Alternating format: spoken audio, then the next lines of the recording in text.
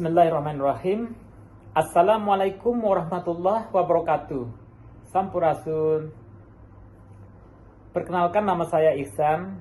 Saya seorang dosen PDPT Program Studi Administrasi Pendidikan S2 Sekolah Pasca Sarjana Universitas Pakuan Bogor dengan nomor INIDK 8807311019.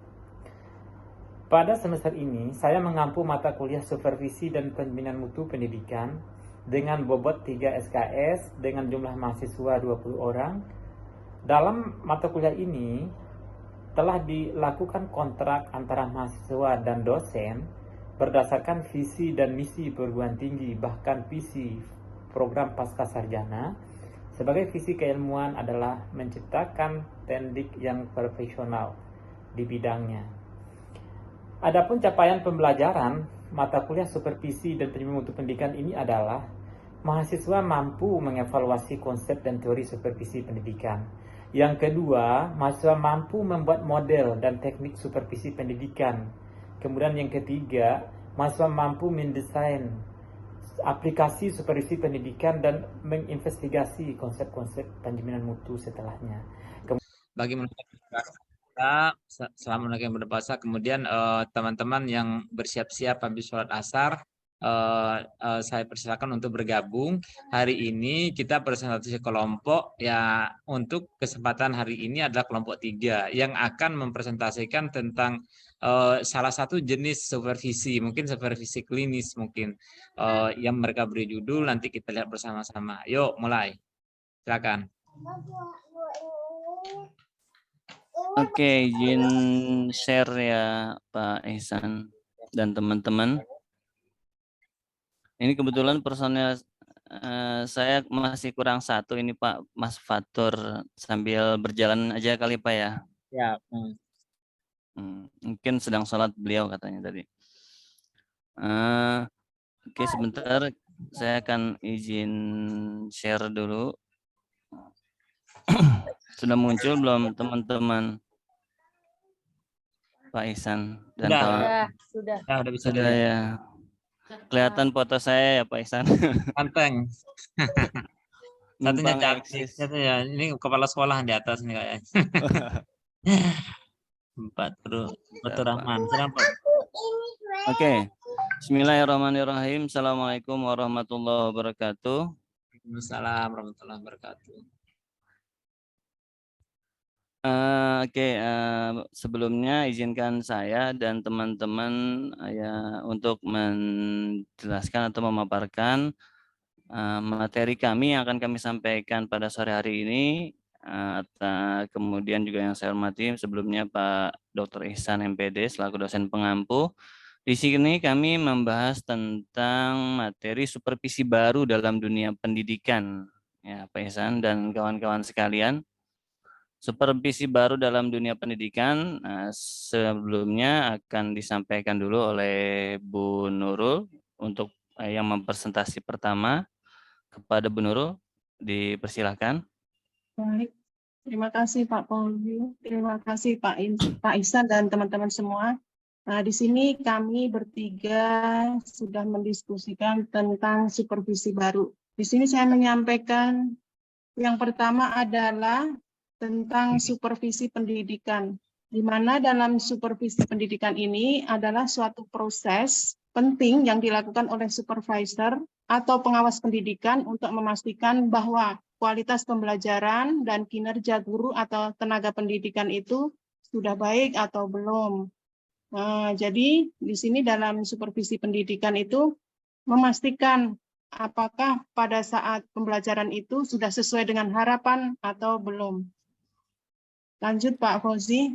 Siap, Bu.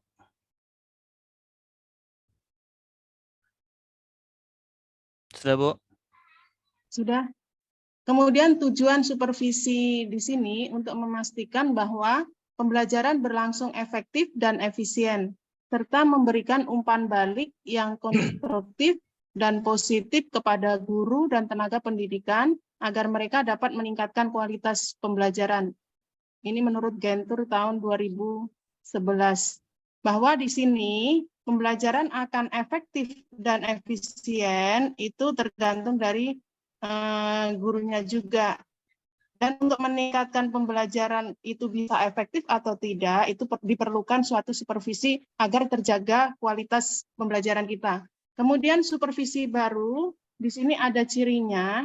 Yang pertama, tidak lagi bersifat inspeksi atau pengawasan, atau bisa dikatakan biasanya kan kalau kepala sekolah itu suka sidak gitu, atau enggak suka melihat langsung pembelajaran itu. Kalau supervisi baru mungkin lebih efektifnya dilakukan oleh guru, antar guru, atau disebut sharing. Belum selesai Pak Fauzi. Siap, udah Bu Nurul. Ya. Kemudian yang kedua menekankan pada aspek pengembangan dan pembinaan. Apabila misalkan di sini apabila ada hal-hal yang dirasa kurang dalam pembelajaran, atau tadi disebutkan bahwa kurang efektif, itu bisa diadakan pembinaan, dan pembinaan ini bisa dilakukan juga oleh kepala sekolah maupun kita sharing antar guru, atau bisa disebut dengan teman sejawat begitu.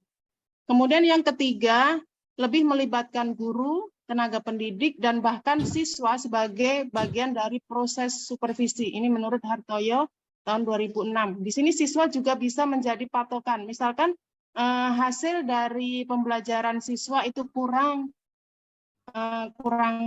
bagus ataupun kurang maksimal, siswa bisa diajak diskusi. Kira-kira apa, atau bisa disebut dengan pembelajaran yang diferensial gitu.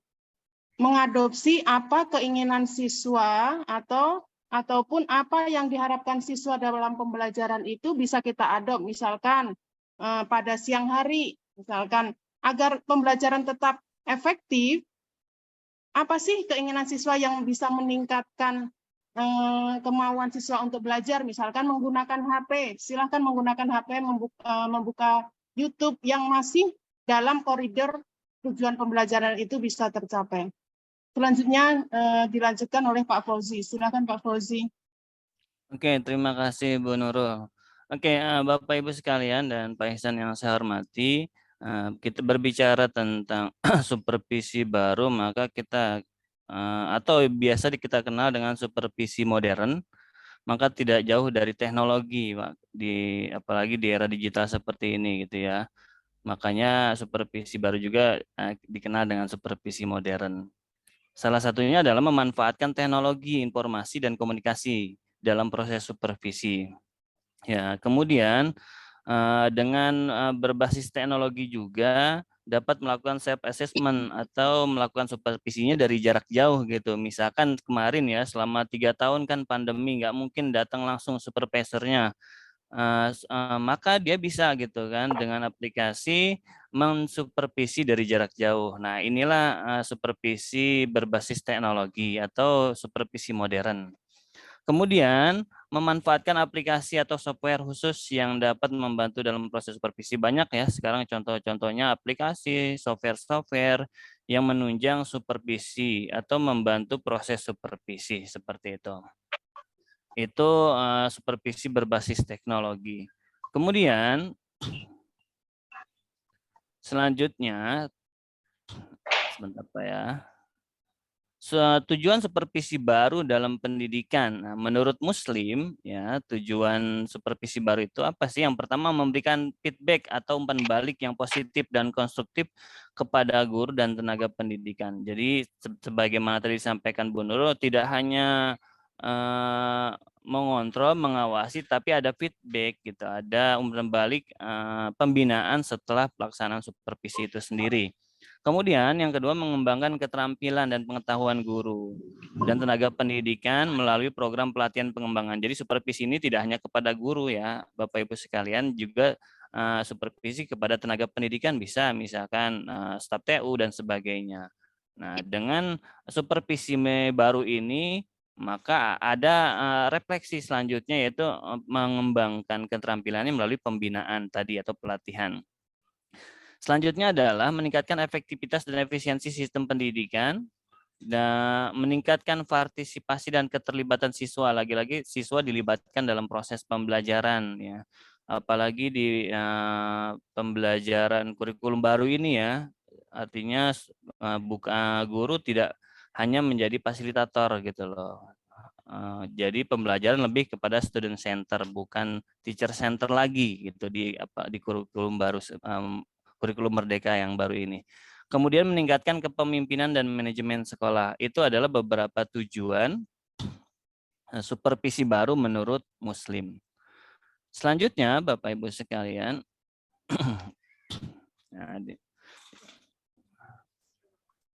oke, ini perbandingan ya. Jadi ada supervisi baru dengan supervisi tradisional. Ya. Jadi ada beberapa perbandingan yang akan saya sampaikan terkait supervisi baru dan supervisi tradisional. Pertama, supervisi pendidikan tradisional lebih bersifat inspeksi atau pengawasan semata dan bersifat otoriter. Biasanya supervisornya lebih otoriter. Hanya menekankan kepada aspek kesalahan, mencari kesalahan semata. Kekurangan dari guru yang disupervisi atau tenaga pendidik yang disupervisi. Beda dengan supervisi baru. Kalau supervisi baru lebih menekankan kepada aspek pengembangan dan pembinaan. Jadi setelah disupervisi ada tindak lanjutnya. Itu yang membedakan supervisi baru dengan supervisi tradisional. Kemudian supervisi tradisional lebih menekankan pada kepatuhan dan penegakan aturan. Ya, lebih otoriter banget lah kalau supervisi tradisional mah. Kemudian sedangkan supervisi baru lebih menekankan pada pembinaan dan pengembangan. Selanjutnya, tujuannya juga beda supervisi baru dengan supervisi tradisional. Tujuan utama supervisi baru adalah untuk meningkatkan kualitas pembelajaran. Nah, ini selaku untuk guru ya, untuk supervisi guru. Ya, dengan adanya supervisi baru, maka diharapkan kualitas pembelajaran lebih meningkat gitu. Kemudian juga ya perbedaannya dengan supervisi tradisional, tujuannya lebih menekankan pada pembenaran kekurangan. Maksudnya pembenaran kekurangan ini adalah hanya semata mencari kekurangan, kesalahan dari yang disupervisi, seperti itu. Itu untuk perbandingan antara supervisi baru dengan supervisi tradisional. Selanjutnya, jenis dan model supervisi akan disampaikan oleh rekan kami, Mas Fatur atau Pak Fatur. Kami persilahkan. Pak Fatur sudah di tempat? Sudah. Oh, Sudah sudah. kedengeran belum suara saya? Sudah, Pak. Maaf, Pak, suaranya kecil. Jam-jam kritis lapar. Kedengeran kok, jelas kok, Mas. Ya, terima kasih Pak Ihsan dan teman-teman semuanya. Selanjutnya saya akan menjelaskan mengenai jenis-jenis supervisi baru ya. Saya buka catatan dulu. Supervisi yang pertama ini supervisi formatif. Itu supervisi formatif adalah supervisi yang berfokus pada pengembangan kemampuan individu tiap guru. Perbedaan supervisi formatif dengan supervisi tradisional yaitu adalah kalau supervisi tradisional itu cenderung menilai kinerja guru berdasarkan standar tertentu dan memberikan sanksi dan pujian berdasarkan hasil evaluasi tersebut. Namun dalam supervisi formatif, evaluasi kinerja guru dilakukan secara terus-menerus dan berfokus pada pengembangan keterampilan dan pengetahuan guru dalam pengajaran. Terus juga ada supervisi partisipatif. Singkat saja ya, kalau pokoknya supervisi partisipatif itu adalah di mana guru dan supervisor atau kepala sekolah atau pihak manapun itu bekerja sebagai mitra dalam mencapai tujuan pembelajaran. Kalau supervisi partisipatif ini didasarkan pada prinsip-prinsip demokratis dan melibatkan partisipasi aktif dari guru dan dalam pengambilan keputusan dan perencanaan program pengembangan profesionalisme. Terus juga ada supervisi kolaboratif. Kalau supervisi kolaboratif itu adalah di mana melakukan diskusi terbuka dan dialog yang memungkinkan guru dan supervisor atau kepala sekolah saling berbagi ide dan pengalaman serta memberikan umpan balik yang konstruksi dan mendukung. Jadi perbedaannya supervisi kolaboratif dan supervisi formatif yang tadi awal, dua-duanya sama-sama berfokus pada pengembangan kemampuan guru, tapi kalau formatif lebih ke individu, namun kalau kolaboratif lebih ke pengembangan secara tim. Terus juga ada supervisi berbasis data. Supervisi berbasis data ini melibatkan pengumpulan data yang sistematis dan berkelanjutan tentang kinerja guru dan hasil belajar siswa. Data ini diperoleh dari berbagai sumber, termasuk tes siswa, evaluasi pengamat, dan catatan kinerja guru. Data dan informasi yang terkumpul kemudian dianalisis dan digunakan untuk membantu guru memperbaiki praktik pengajaran mereka demi meningkatkan hasil belajar siswa. Jadi kalau supervisi berbasis data ini menggunakan data-data yang sebelumnya harus dikumpulkan oleh tiap guru tersebut. Terus ada supervisi jarak jauh. Nah, inilah jenis yang paling mencolok yang membedakan antara supervisi baru, supervisi modern, atau supervisi tradisional, di mana adanya supervisi di jarak jauh. Di mana supervisi ini adalah supervisi yang memanfaatkan teknologi informasi atau jaringan internet. Jadi supervisi ini berlaku di mana pengamat atau supervisor memberikan umpan balik, dukungan, dan bimbingan kepada guru atau staf pendidikan lainnya secara online atau jarak jauh.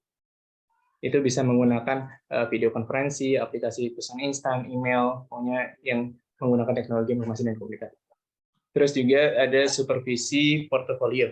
Ini di mana guru atau staf pendidikan membuat dan memelihara portofolio pengajaran mereka sendiri yang berisi dokumen, contoh karya, dan bukti-bukti lainnya tentang praktik pengajaran mereka. Portofolio pengajaran ini kemudian digunakan sebagai alat untuk evaluasi kinerja guru dan pengembangan profesional mereka. Lanjut.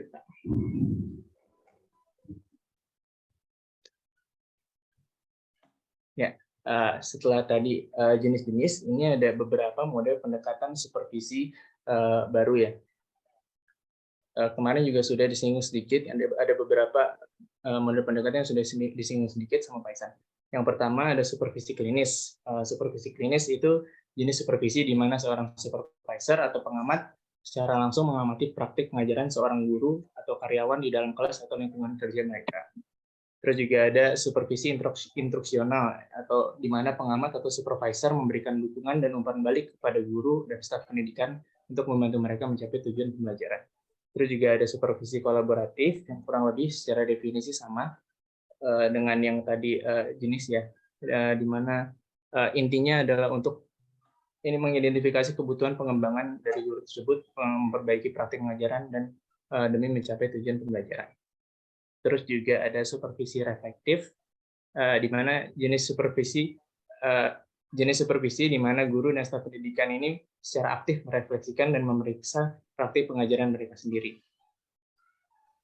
Dalam supervisi reflektif juga, guru dan staf pendidikan lainnya mengevaluasi dan memeriksa pengajaran mereka sendiri dengan menggunakan pemikiran kritis dan secara terus merefleksi diri. Terus juga ada supervisi yang bermodel penelitian tindakan. Ini adalah suatu jenis supervisi di mana guru atau staf pendidikan terlibat dalam suatu penelitian tindakan untuk meningkatkan praktik pengajaran mereka. Biasanya disebut juga model trial and error. Jadi setiap guru itu melakukan sebuah penelitian berupa tindakan-tindakan, terus nanti dianalisa gimana tindakan mana yang kira-kira berpotensi paling efisien dan efektif dalam meningkatkan pembelajaran di kelas. Terus juga ada supervisi pembinaan sebaya. Ini adalah suatu bentuk supervisi di mana guru dan staf pendidikan yang lebih berpengalaman membimbing dan memberikan dukungan kepada guru dan staf pendidikan yang kurang berpengalaman dalam hal tertentu. Kurang lebih seperti itu definisi secara singkat. Nanti bisa baca di makalah yang telah kita buat. Lanjut, Pak.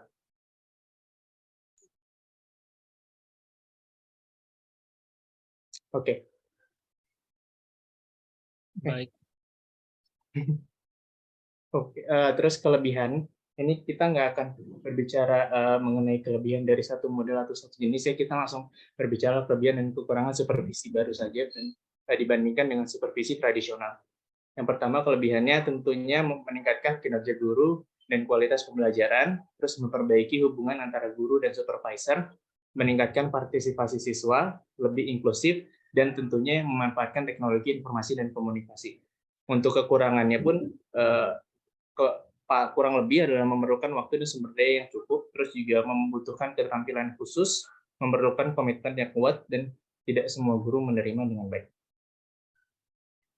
Baik, lanjut Pak. Mungkin itu saja presentasi dari kami. Jika ada kritik, saran, masukan, dan pertanyaan, silakan. Nanti bisa Pak Wira yang jawab. Terima kasih banyak. Wassalamualaikum warahmatullahi wabarakatuh. Waalaikumsalam warahmatullahi wabarakatuh. Oh, jadi silakan ya. Kenapa jadi saya yang jawab, Mas Fatur? Aneh-aneh, Pak. Mungkin Pak Wira yang sebelum pintar. pertanyaan tadi menambahkan sedikit Pak Ihsan dan teman-teman ya, sebenarnya tadi supervisi baru itu sebenarnya bukan kekurangan ya, tapi lebih ke tantangan saja, lebih ke tantangan gitu. Lebih misalkan ada dari supervisi baru ini banyak guru yang masih belum mau menerapkan itu gitu kan, sebenarnya itu tantangan aja gitu, bukan kekurangan gitu. Terima kasih. Silakan mungkin teman-teman kalau ada yang ingin Mungkin Pak Ihsan dulu ada komentar. Pak atau Ihsan, kritik? silakan. Jadi terima kasih sekali, bagus sekali paparannya, telah mengemukakan dan membandingkan antara supervisi tradisional sama supervisi baru. Memang kan dari awal kita sudah sama-sama tahu bahwa tujuan supervisi itu adalah mengembangkan potensi baik siswa maupun guru, kemudian berdasarkan kebutuhan belajar. Jadi minat dan bakat siswa, kemudian guru menyesuaikan dengan kebutuhan siswa. Kan jadi gini, tentunya dari pihak sekolah misalnya ya, kalau organisasi itu, bagaimana menjadikan masing-masing orang itu sebagai pembelajar, kan gitu. Dari awal kita sudah bilang bahwa learning, jadi learners. Jadi bagaimana learners practices. Setiap orang itu bagaimana bisa belajar secara terus-menerus, lifelong learning-nya itu jalan. Nah, untuk itu saya mau lebih mengkonkretkan dari paparan ini bahwa kalau saya tanya ya, dari tadi kan yang saya tangkap jenis-jenis yang formatif, partisipatif, terus ada namanya yang kolaboratif, kemudian ada berbasis data, kemudian jarak jauh dan portofolio. Nah, pertanyaan saya, bisakah ini dilakukan secara simultan atau tidak, atau harus dipilih salah satu? Nah, ini grup yang jawab, nanti saya sama Pak Wira kan nanti belakangan kan kalau bisa memberikan komentar. Harus yang presentasi. Nah, kalau kita melakukan misalnya portofolio saja, gimana apa yang terjadi misalnya seperti itu. Nah, kalau seandainya ini adalah satu paket, misalnya kalau memang berpikir ini satu paket, nah barunya itu di mana? Nah, saya kasih contoh ya teman-teman, saya kasih contoh nih. Saya melakukan supervisi. Pertama, ya kan, pakai standar-standar, berarti formatif kan? Ada standar-standar tuh. Standar guru, standar siswa, standar sarpras, kemudian standar layanan segala macam. Kemudian secara partisipatif, saya berkomunikasi baik melalui observasi, interview atau segala macam yang saya bisa berhubungan langsung dan berkolaborasi juga. Dan itu saya lakukan berbasis data. Jadi gini, jadi sekolah mengupload data, ya kan, mengupload data dalam artian data itu untuk memperlihatkan portofolio gitu. Portofolio sekolah seperti apa? Anggaplah saya sekarang kan supervisi institusi, ya kan? Portofolionya apa secara online sudah diupload semua, kemudian berbasis data, misalkan jumlah lulusan, jumlah siswa barunya, ya kan, kemudian jumlah guru yang sudah sertifikasi, jumlah guru honorer berapa, semua itu datanya lengkap secara portofolio, jelas bahwa sekolah itu sudah punya prestasi ini sudah meluluskan berapa tahun, tracer study yang sudah jelas gitu, misalnya sudah kuliah lulus di mana, atau kalau kuliah sudah bekerja di mana, sudah ada semua. Jadi ini apakah bisa satu paket atau termilih satu-satu gitu. Nah, ini kalau kita melihat sudah dilakukan contoh yang seperti yang saya lakukan itu. Nah, setelah saya lakukan penilaian terhadap portofolio yang sudah diupload oleh institusi, baik itu namanya data guru, ya kan, data proses belajar mengajar dan segala macam, data kerjasama, data bagaimana pelatihan guru. Terus kan untuk konfirmasi saya bisa pakai jarak jauh. Ya, saya jarak jauh itu apa? Saya secara daring. Saya buat link Zoom seperti ini, mas saya tanya satu-satu, gitu kan. Nah, misalnya kan saya wawancara siswanya dulu kan. Misalnya kelas 12 misalkan, bagaimana guru mengajar mata pelajaran fisika kan, apakah secara misalnya sistematis atau ada hubungan dengan mata pelajaran lain, seperti apa, kan seperti itu. Nah, mohon dijawab Ini kan menyangkut tadi self assessment kan? Self assessment Iya, kan Pak. ya pertama pihak yang disupervisi itu dia memberikan data. Berarti basis data ada portofolionya kan? Secara partisipatif dan secara formatif. Nanti Iya. baru diklarifikasi dengan setelah kita nilai, baru kita konfirmasi dengan cara daring, secara jarak jauh kan, bisa. Betul. Coba dijelaskan Itu bagaimana. ya Pak, mohon izin Pak. Itu sebenarnya secara kurang lebih Pak Ihsan menurut saya sudah menjawab ya Pak ya. Jadi Ya satu paket kan. ya memang sebenarnya semuanya itu satu paket, tapi tidak bisa diimplementasikan atau diterapkan semuanya secara bersamaan. Jadi memang secara prosedur katakan gimana Pak? Pertanyaan saya, kebaruannya di mana? Kebaruannya di mana Pak? Sebenarnya yang paling mencolok itu kebaruannya itu di penggunaan teknologinya Pak. Cuman memang secara makin kesini tadi kan sudah dijelaskan juga ya perbedaannya antara apa tadi supervisi lama dan supervisi baru ya Pak ya. Tadi supervisi lama kayak gimana Pak Fauzi, lupa saya. Tapi bukan berarti teknologi informasi aja gitu yang sebagai perbedaan utamanya. Memang ada perbedaan lain dan yang pasti dari pendekatan dari supervisi itu sendiri Pak. Jadi mungkin kalau misalnya yang supervisi lama tradisional itu Pak Fauzi lebih apa Pak? Lebih diktator tadi katanya gimana, lebih tegas ya? Lebih otoriter Pak. Lebih otoriter gitu ya. Kalau sekarang mungkin lebih terbuka, lebih berorientasi kepada hasil, tidak berfokus kepada sanksi dan pujian saja, tapi berfokus pada perkembangan seperti itu mungkin Pak. Yang baru. Mungkin lebih pendekatannya aja gitu. Cuman memang yang paling mencolok sih perbedaannya di penggunaan adanya penambahan perangkat supervisi itu sendiri, yaitu penggunaan teknologi informasi. Ya udah saya serahkan ke forum. Apakah ini bisa diterima pembaruan cuma penggunaan tools sebagai IT atau semacam terserahkan? Silakan. Mungkin biar kembang dulu diskusi beberapa menit ke depan ini baru nanti kita coba rumuskan. Silakan teman-teman yang lain. Silakan dibahas. Pak, boleh Pak? Ya, silakan. Boleh. Kalau tadi mendengarkan penjelasan dari Pak Fatur dan teman-teman, kemudian menyimak apa yang disampaikan oleh Pak Ihsan, kelihatannya apa yang tadi sudah disampaikan itu adalah jadi satu sama lain saling terkoneksi begitu, satu sama lain saling melengkapi, satu sama lain terikat dengan, jadi tidak bisa hanya satu-satu gitu ya, yang maksudnya tidak bisa hanya satu yang diambil begitu. Pokoknya satu paket saja gitu. Gitu ya Pak ya. Ya satu paket. Artinya itu satu paket yang bisa jadi itu merupakan langkah-langkah dari awal sampai akhir begitu Pak. Begitu. Ya. Yang kedua, saya rasa kebaruannya adalah dalam hal kemitraan Pak. Bahwa supervisor dengan yang disupervisinya itu mereka tidak ada perbedaan posisi begitu Pak. Jadi mereka sejajar begitu. Karena tujuan utamanya adalah untuk memberdayakan begitu Pak. Begitu. Bukan untuk menilai yang mana kekurangannya dan lain sebagainya begitu. Jadi menurut saya salah satunya itu. Kalau teknologi, kalau menurut saya itu hanya penunjang saja kalau menurut saya Pak ya. Untuk memuluskan bagaimana supervisi ini bisa berjalan lebih baik, lebih lengkap, lebih dalam seperti itu Pak. Mungkin itu Pak kalau dari saya Pak. Ya. Kalau sudah agak mulai mendekat dengan jawaban. Ya mungkin teman-teman yang lain yang bisa memberikan satu lebih highlight-nya lebih ini lagi, lebih terang bahwa supervisi modern atau daerah baru itu seperti apa gitu.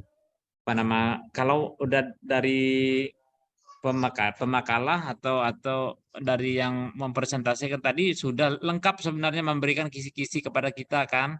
Malah jadinya supervisi baru itu udah satu paket gitu. Dan tidak bisa dipisahkan satu sama lain.